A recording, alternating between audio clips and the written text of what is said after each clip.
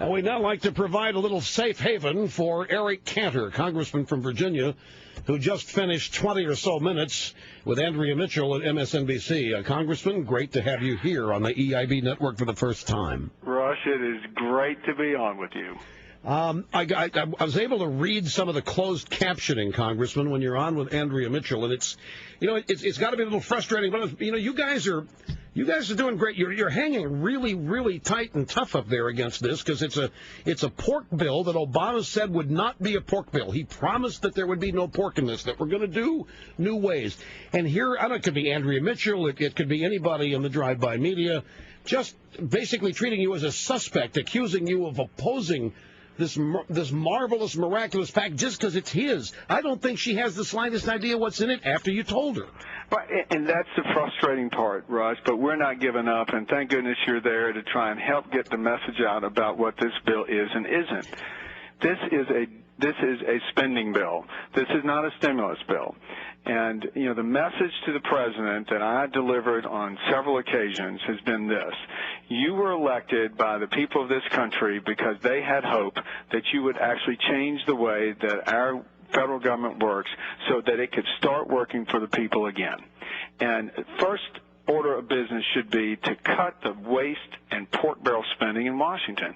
This bill is so chock full of government expansion, it's hard to even find the stimulus programs in here. Even the Congressional Budget Office, controlled by the Democrats now, says it is not a stimulative bill.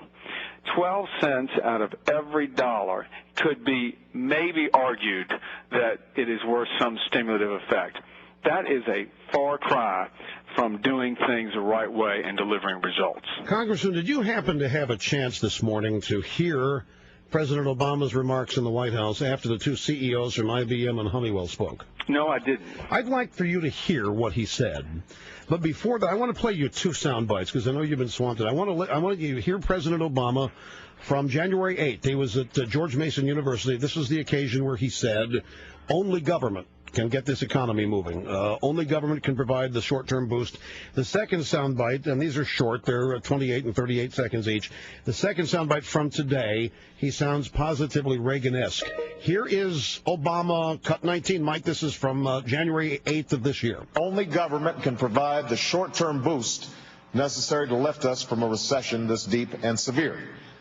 Only government can break the cycle that are crippling our economy. That's why we need to act boldly and act now. Okay, stop the tape. Now let's move on. This was this morning. It's Reagan, Congressman. This is 180 degrees different. In the end, the answer to our economic troubles rests less in my hands or in the hands of our legislators than it does with America's workers and the businesses that employ them. They are the ones whose efforts and ideas will determine our economic destiny, just as they always have. For in the end, it's businesses, large and small, that generate the jobs, provide the salaries, and serve as the foundation on which the American people's lives and dreams depend. All we can do, those of us here in Washington, is to help create a favorable climate in which workers can prosper, businesses can thrive, and our economy can grow. Okay, two totally contrasting views. When you go up to the White House and talk to him, which president... I know it's tough. You guys, your strategy here is to blame the House bill on Pelosi and so forth, which is great. But how do you know which president you're dealing with? Well, this is a good question, Rush. And to tell you the truth, he came up to Capitol Hill yesterday and spoke to House Republicans, and he said he has no pride of authorship in this bill, and he wants to continue to work with us. In fact, 3 weeks ago, before he was even sworn into office, he reached out and says, "Bring me your ideas." Well, last Friday, when we went to the White House, and bipartisan, bicameral leadership, so it was Pelosi, it was Hoyer, it was Boehner and I, Reid and McConnell, and others, and we presented to the president our House Republican plan. And that plan is focused very much on the premise that he was trying to relate in the latest clip, that it really is the men and women and the small business of this country that provide the jobs and the salaries. And all we can do here in Washington is to create an environment where you provide economic incentives for people to put their money to risk and create jobs. I couldn't have said it better. The problem is when we got into the discussion of the kind of tax relief that really will produce that kind of stimulus and incentive, he says we have a philosophical difference. His opinion is that we ought to go the route of his Make Work Pay program. Well, you know what his Make Work Pay program is. It is to provide refunds to people who don't even pay income taxes. Yeah. Now, the American people know that is unfair, and it doesn't do anything to provide incentives for people to get back to work and create jobs. It was actually reported that in that meeting he said to you and you were the one that specifically presented the tax cut proposals, and that he smiled and said, well, I'm going to trump you on that. I won. And we're not going to do that. How'd that make you feel? I mean, you go up there under the auspices, and he's willing to listen to your ideas, which I guess he did. I mean, he followed through. Well, you know, Rush, he's the president, so, you know, he can say that. But all I countered with and said, look, you know, again, you set the standard.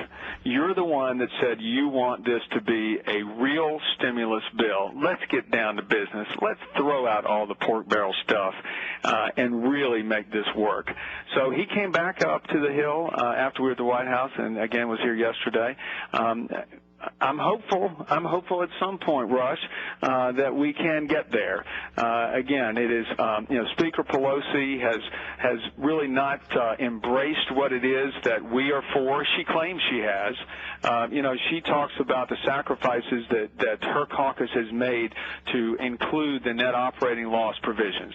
And you know what that is. Those are the ability for businesses to take advantage of the losses they have now and apply them against the gains and the income taxes they paid before. Which she has incurred, by the way, with her investment in T. Boone Pickens' natural gas plan. Well, there you go. She should be excited about this. Right. Well, she claims that was a very heavy lift, and that the Democrats don't like that, and that perhaps we should be satisfied with that.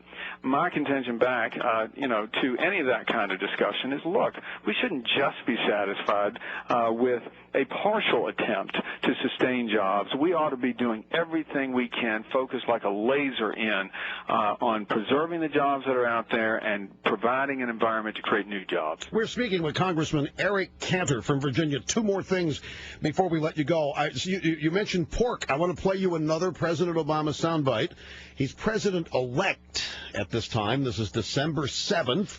He was on Meet the Depressed with Tom Brokaw, and he was being asked about the stimulus package, and Brokaw wanted to know how much it was going to cost and who was going to pay for it. When I met with the governors, all of them have projects that are shovel-ready. And now we're going to have to prioritize it and do it not in the old traditional politics first way. What we need to do is examine what are the projects where we're going to get the most bang for the buck. How are we going to make sure taxpayers are protected? The days of just pork coming out of Congress as a strategy, those days are over. Apparently not, because this is a pork bill. You could call this the porculus. Right. Let me tell you something. It is porculus. That's a great description. But let's call it how it is. Even the Congressional Budget Office says less than a quarter of the money that they've allocated towards these type of projects even gets out the door prior to the beginning of 2011. And let's also look at sort of what they're talking about of giving states money. Listen, we need to impose reform all over the place at all levels of government. If you just sit here and have the federal taxpayers, again, borrow the money, $2,700 for every man, woman, and child, to then go and give to the states, and there's no reform there, how do we end up growing GDP? How do we end up getting... We don't. Exactly. We don't. See, that's the whole point. It's great news. It is fascinating to learn all of these pork projects that are in this bill, and only 12%, if that, actually goes to stimulus. But that masks what this really is. This is a bill to grow government. This is a bill to grow the power of the Democrat Party. This is the New Deal, too. This is designed to create another 50 years of Democrat rule in perpetuity. This is not going to grow this is not going to create any jobs. Congressman, he doesn't need in the House. Correct me if I'm wrong. Every Republican could oppose this, and it would still pass, correct? That is absolutely right. All right, so here's my question, final question. if this bill is so magical, if this bill is going to accomplish everything in terms of stimulus and bring back prosperity and full employment, why doesn't he want it to be only a Democrat vote? He could ruin the Republican Party forever. If this bill actually works as he says and none of you vote for it, he can come back when it's in full-fledged success mode and say, these guys opposed it, they didn't want this, they could destroy you guys. But yet he wants your cover on this. Absolutely. And, you know, it's the same as went on in prior bills when Speaker Pelosi wanted us to take responsibility along with them. And you know what? House Republicans are not going to do that given the nature of this bill. And that's our message to the president as well. If you want us to shoulder the burden of the product that comes out of Congress, it ought to be the right product. It ought to be a stimulative bill. It ought to create incentives for investment. It ought not be just more borrowing and spending on the part of the government. Congressman Cantor, thank you very much. I've enjoyed talking to you. And, you know, keep fighting these people in the media. They are every bit as much your enemy as Pelosi is. Well listen, Rush, we've got so much work to be done. I thank you very much for what you're doing.